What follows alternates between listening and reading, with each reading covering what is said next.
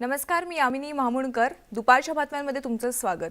थोड्या वेळापूर्वीच शिवसेनेचे पक्षप्रमुख आणि मुख्यमंत्री उद्धव ठाकरे यांनी शिवसैनिकांना संबोधलं होतं.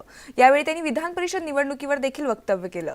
विधान परिषद निवडणुकीची मला चिंता नसून उद्याची निवडणूक आम्हीच जिंकणार असा विश्वास यावेळी मुख्यमंत्री उद्धव ठाकरे यांनी व्यक्त केला. वर्धापन दिनाच्या कार्यक्रमात ते बोलत होते. तसंच उद्या फाटाफुटीची शक्यता वाटत नसून शिवसेनेत कोणी गद्दार नसल्याचं वक्तव्य उद्धव ठाकरे यांनी केलं.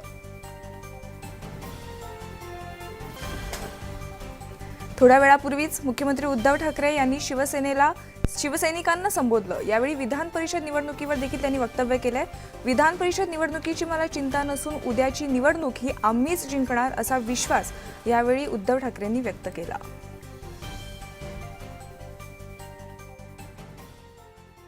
मला त्या निवडणुकीची चिंता नाहीये, अजिबात नाहीये. कारण जर का मी चिंता करत बसलो तर जे शिवसेना प्रमुखांनी माझ्या धमन्यांमध्ये भिनवलेले आहे त्याचा उपयोग काय? हार जीत तर होत असते, उद्या तर जिंकणारच आहोत, उद्याचा तर प्रश्नच नाहीये. कारण ठामपणाने मी सांगेन की गेल्या राज्यसभा निवडणुकीत झालं आपलं स्वतःचं, म्हणजे मी स्वतःचं म्हणण्यामध्ये राजकुमारजी तुम्ही सगळेजण माझे सहकारी आपल्या शिवसेनेचे सहयोगी सदस्य आलात, जेव्हा मी आमचं म्हणतो त्याच्यात मी तुम्हाला धरलेलं आहे, तेव्हा पुन्हा एकदा मी माझे सहकारी म्हणून म्हणणार नाही, तुम्ही आमचेच आहात. एकही मत फुटलेलं नाहीये, एकही मत फुटलेलं नाहीये.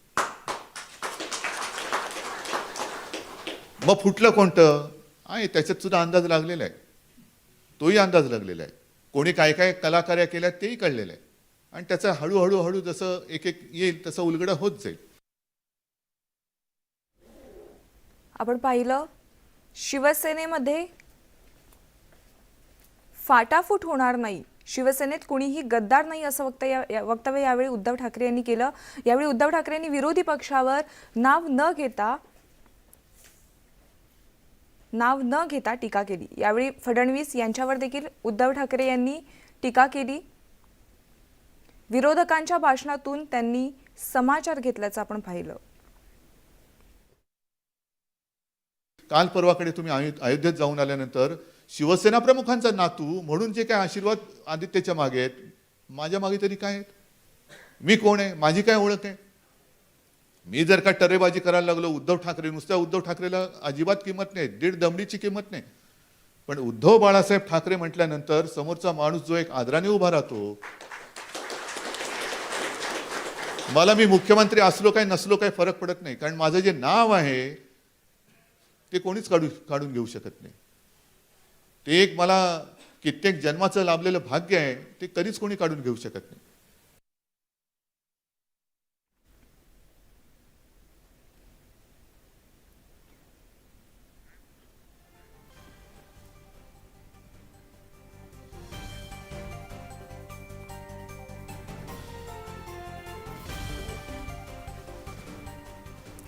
शिवसेना नेते संजय राऊत यांनी देवेंद्र फडणवीसांना टोला लगावला. देवेंद्र फडणवीस कट कारस्थान करून राज्य चालवता येत नाही असा हल्लाबोलही त्यांनी केला. आज शिवसेनेचा 56वा वर्धापन दिन साजरा होतोय. या निमित्ताने या सोहळ्यात बोलत असताना त्यांनी केंद्रावर आणि राज्यातील भाजपावर निशाणा साधला.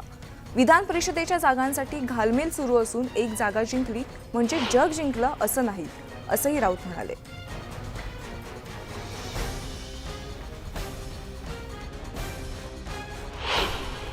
फादर्स डे निमित्त मी सांगू इच्छितो, शिवसेना प्रमुख द फादर ऑफ हिंदुत्व,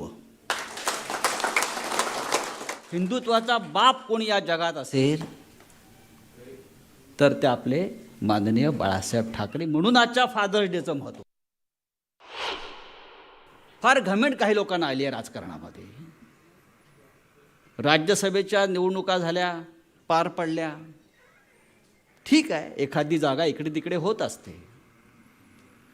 आता विधान परिषदेच्या जागांची घालमेल सुरू आहे.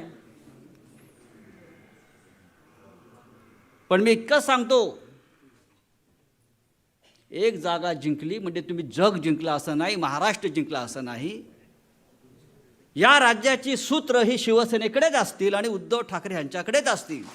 तेरा घमंड तो 4 दिन का है पगले, हमारी बादशाही तो खानदानी है. अग्निवीर काय असतं? अग्निवीर, खरे अग्निवीर तर समोर बसलेले आहेत. तुम्ही कुठल्या अग्निवीरांची भरती करणार आहात? सैन्यामध्ये आता कंत्राटी पद्धतीनं सैन्य भरणार. सैन्य पोटावर चालतं हे आम्हाला माहीत होतं आतापर्यंत, पण आता सैन्य हे कंत्राटी पद्धतीनं भरणार आहेत. 4 वर्षाचं कंत्राट, जगाच्या पाठीवरती असा मूर्ख निर्णय कोणत्याही राज्यकर्त्याने घेतला नाही. केंद्रीय सत्तेची मस्ती आम्हाला दाखवू नका.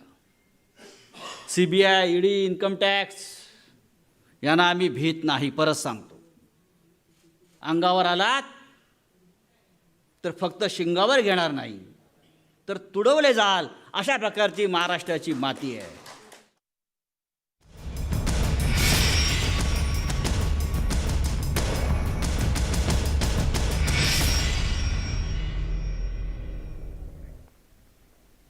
आता एक नजर टाकूयात विधान परिषद निवडणुकांतील घडामोडींवर. मवियाचे सर्व उमेदवार निवडून येतील असा विश्वास शिवसेना खासदार संजय राऊत यांनी व्यक्त केलाय. आज असं चित्र दिसतं आहे की वेगवेगळ्या ठिकाणी आमदार आहेत आणि बैठकाही कदाचित तरीही वेगवेगळ्या ठिकाणी तिघांचा होत आहेत. समन्वय आहे. कोण काय करतंय आणि कोणी काय करायचं आहे याबाबत तिन्ही पक्षांमध्ये एक आघाडी म्हणून व्यवस्थित समन्वय आहे. प्रमुख नेत्यांच्या बैठका एकत्र सुरू आहे. विधान परिषद निवडणुकीत 10 जागांसाठी 11 उमेदवार रिंगणात आहेत. काँग्रेसने दुसरा उमेदवार मागे न घेतल्याने महाविकास आघाडी विरुद्ध भाजप हा चुरशीचा सामना रंगणार आहे. या निवडणुकीत हे बलाबल कसं असणार त्यावर आता एक नजर टाकूया. सचिन आहेर हे शिवसेनेमधून आहेत, तर आमशा पाडवी हे देखील शिवसेनेमधून आहेत. राष्ट्रवादीचे एकनाथ खडसे आणि रामराजे निंबाळकर हे दोघे मैदानात आहेत. तर काँग्रेसचे भाई जगताप आणि चंद्रकांत हंडोरे, भाजपचे प्रवीण दरेकर आणि राम शिंदे, तर श्रीकांत भारतीय, उमा खापरे आणि प्रसाद लाड हे देखील उमेदवार आहेत.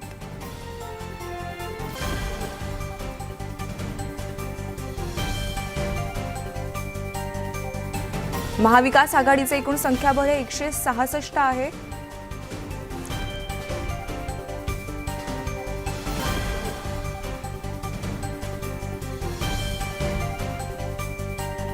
यात शिवसेने 55, राष्ट्रवादी 53, काँग्रेस 44, इतर पक्ष 6 आणि अपक्ष 8 असं एकूण 166 असं मवियाचं संख्याबळ आहे.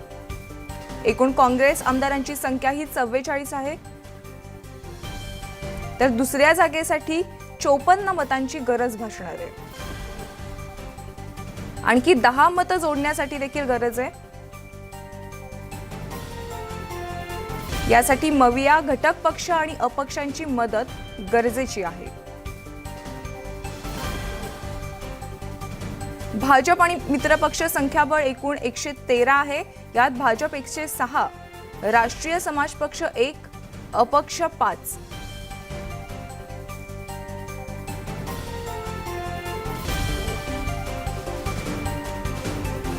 एकूण 4 जागांसाठी 108 मतं आवश्यक आहेत, तर 5 जागांसाठी 135.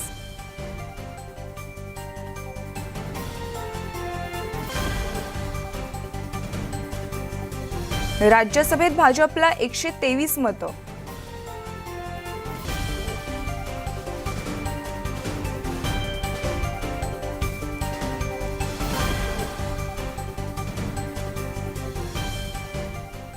यानंतर ओबीसींच्या राजकीय आरक्षणासंदर्भातली बातमी.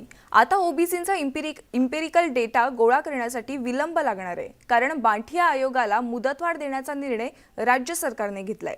ओबीसींचा इम्पेरिकल डेटा गोळा करण्यासाठी माजी मुख्य सचिव जयंतकुमार बांठिया यांच्या अध्यक्षतेखाली समर्पित आयोगाला पुन्हा एकदा महिन्याभराची मुदतवाढ मिळाली आहे. या आयोगाची नियुक्ती 11 मार्च 2022 मध्ये करण्यात आली आहे. यानंतर 3 महिन्यात आयोगानं डेटा देणं अपेक्षित होतं. मात्र आता या आयोगाला 11 जुलैपर्यंत मुदतवाढ देण्यात आली आहे. त्यामुळे आता ओबीसींच्या राजकीय आरक्षणासाठी आणखी उशीर होणार आहे.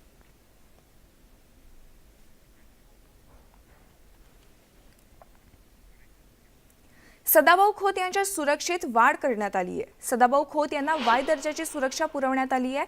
सांगोला इथे दौऱ्यावर असताना खोत यांच्यावर 2014ला उधारी थकवल्याचा आरोप करत राष्ट्रवादीच्या एका कार्यकर्त्याने हल्ला केला होता.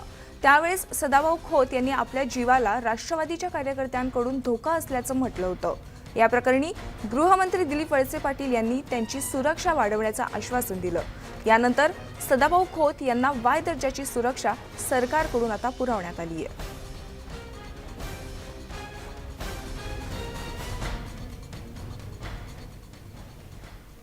पाटणाहून दिल्लीला जाणाऱ्या स्पाइस जेटच्या विमानाला आग लागल्याची घटना घडली. विमानाने उड्डाण केल्यानंतर इंजिनला आग लागल्याचं लक्षात आलं. यानंतर विमानाने विमानतळावर सुरक्षित लँडिंग केलं. यावेळी विमानात 145 प्रवासी होते. दरम्यान सगळे प्रवासी सुरक्षित असल्याचं सांगण्यात येतंय. मात्र इंजिनाला ही आग नेमकी कशामुळे लागली हे अद्याप समजू शकलं नाहीये.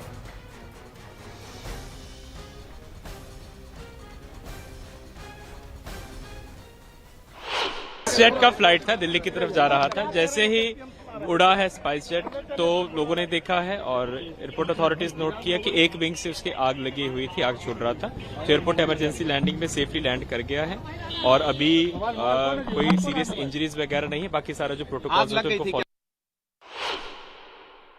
पटना से दिल्ली के लिए टेक ऑफ की थी 12:10 पर. टेक ऑफ करते ही उसके बाएं दाहिने में आग की सूचना मिली. स्थानीय लोगों ने नीचे से देखा और जिला प्रशासन को फोन किया और उसके बाद हम लोग एयरपोर्ट को बताया और तुरंत यहाँ पहुंचे. फिर पायलट ने भी अपना उसका जो मैकेनिज्म है उससे नोटिस किया और उसके बाद फ्लाइट को वापस पटना एयरपोर्ट पर उतारा गया. सेफली लैंड कर गई और सभी यात्रियों को बाहर निकाल लिया गया है. सभी लोग पूरी तरह से सुरक्षित हैं. किसी तरह की कोई दुर्घटना नहीं हुई है. और कारण जो बताया जा रहा है, कुल 185 यात्री थे. कारण जो बताया जा रहा है कि बर्ड हिट भी हो सकता है या कुछ टेक्निकल रीजन हो सकता है, उसकी एनालिसिस इंजीनियर्स लोग कर रहे हैं. ऐसे चला क्योंकि कुछ लोग बहुत पैनिक कर गए थे. वो लोग चिल्लाने लगे थे कि स्पार्क्स हो रहे हैं, फायर हो रहे हैं. वैसे पता चला, हमें पहले विश्वास नहीं हुआ था कि सच में कुछ है. मुझे लगा शायद लोग ऐसे ही थोड़ा सा घबरा गए हैं. लेकिन फिर जब अनाउंसमेंट हुई कि हम लोग अभी रिटर्न कर रहे हैं, तब लगा कि हाँ सच में कुछ हुआ. प्लेन स्टार्ट हुई, उड़ने लगी. उसके बाद बाएं तरफ पंखी में आवाज आने लगी, घर घर घर. काफी उसका लोग का ध्यान उधर गया तो फिर देखा गया कि वो स्पार्क कर रहा है. लोगों ने इमरजेंसी बजाया. उसके बाद जैसे टेक ऑफ की, लेफ्ट साइड से जो गोल वाला जिसमें पंखा है उससे पीछे की तरफ बहुत तेज बड़ा बड़ा आग का गोला जैसा चिंगारी चलने लगा. जो हम लोग तुरंत केविन को इन्फॉर्म किए और उसके बाद फिर वो इन्फॉर्म किया. उसके बाद उसको इमरजेंसी लैंडिंग कराया गया. किसी डर तो काफी आया. हार्ट लगा कि अटैक हो जाएगा. कई आदमी तो अब पानी पीने के लिए ढूंढने लगा कि पानी दो. नहीं, एक आदमी तो बहुत जोर से तेज से वो पकड़ लिया, बोला कुछ नहीं होगा. फिर संतावना दे करके उसे शांत किया गया. और इस तरह लग रहा था कि अब गाड़ी फ्लाइट जो है डगमगाने लगी थी. अब हम लोग बचेंगे कि नहीं बचेंगे, ये स्थिति आ गई थी. पंतप्रधान नरेंद्र मोदी स्वच्छतेला किती प्राधान्य देतात हे पुन्हा एकदा त्यांच्या कृतीतून अधोरेखित झालंय. दिल्लीतील प्रगती मैदानावर पंतप्रधान नरेंद्र मोदींच्या हस्ते बोगद्याचं उद्घाटन झालं. त्यापूर्वी बोगद्याची पाहणी करताना पंतप्रधान नरेंद्र मोदींची नजर तिथे पडलेल्या कचऱ्यावर गेली आणि त्यांनी उद्घाटनापूर्वीच तिथल्या कचरा आणि पडलेली प्लास्टिकची रिकामी बाटली उचलली. मोदींनी पुन्हा एकदा आपल्या कृतीतून स्वच्छता किती महत्त्वाचं आहे हे अधोरेखित केलं.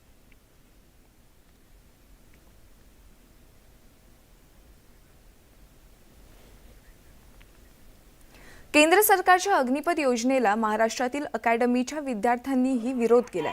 शिर्डीतील तरुण अकॅडमीच्या विद्यार्थ्यांनी निषेधाचे फलक हाती घेत पोलीस स्टेशनवर मोर्चा काढत पोलिसांना निवेदन दिले. यावेळी अग्निपथ योजना रद्द करा अशा घोषणा यावेळी तरुणांनी दिल्यात.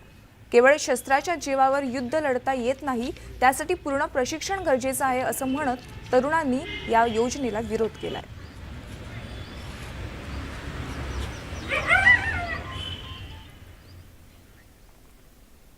अग्निपथ योजनेतील अग्निवीरांच्या भरतीसाठी हवाई दलाने त्यांच्या वेबसाईटवर तपशील जारी केलाय. या तपशिलानुसार 4 वर्षांच्या सेवेदरम्यान अग्निवीरांना हवाई दलाकडून अनेक सुविधा पुरविल्या जातील. या कायमस्वरूपी हवाई दलाच्या कर्मचाऱ्यांना मिळणाऱ्या सुविधांनुसार असतील.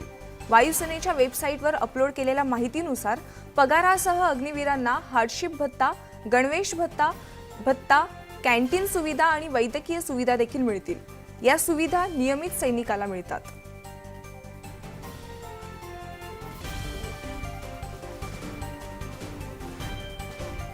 दुपारच्या बातम्यांमध्ये वेळ झाली आहे छोट्या विश्रांतीची. तुम्ही कुठे जाऊ नका, पाहत राहा दुपारच्या बातम्या.